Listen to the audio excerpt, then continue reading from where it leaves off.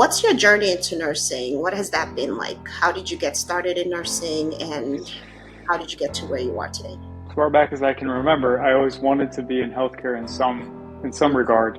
It took me a little while to figure out how that was actually going to play out. I wanted to be a physician first. That was too much. I look back on that and I think that was the right decision because it's a lot of years, as you know, we all know, and I wanted to do some other things with those years. And I did not think I could dedicate myself fully to becoming a physician. So I left that track, and then years later came back to nursing.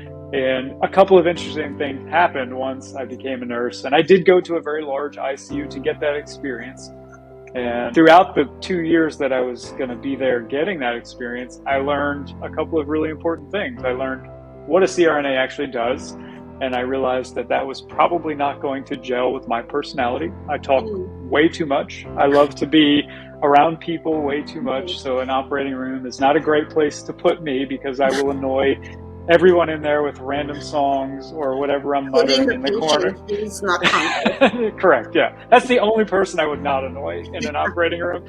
So I knew that that was probably not great for me. You know, I started to learn what I loved about the job at the bedside. And so over the years, that kind of morphed from I want to be a CRNA, I want to go back to school. And I started traveling as well after spending 3 years at that very large ICU and getting a lot of experience. I started to travel and yeah, I don't know, I got caught up in that and never went back to school. And then I ended up finding kind of my passion in nursing, which I'm sure we'll get into, but it does, I think, take people some time to figure it out.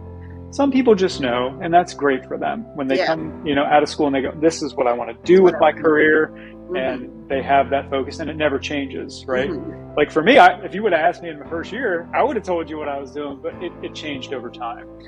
So some people just are lucky enough to have that clarity right from the get-go and want to spend their career doing one lane. But for a lot of people, it can change over time. Or maybe they have multiple loves, you know, good for them. But you don't know that unless you actually do the job for long enough to realize that. For me, over time, you know, it became clear that I really enjoyed being in the ICU, but also really enjoyed being a part of the dying process for a number of reasons. So that's ultimately why I think I kind of stayed there.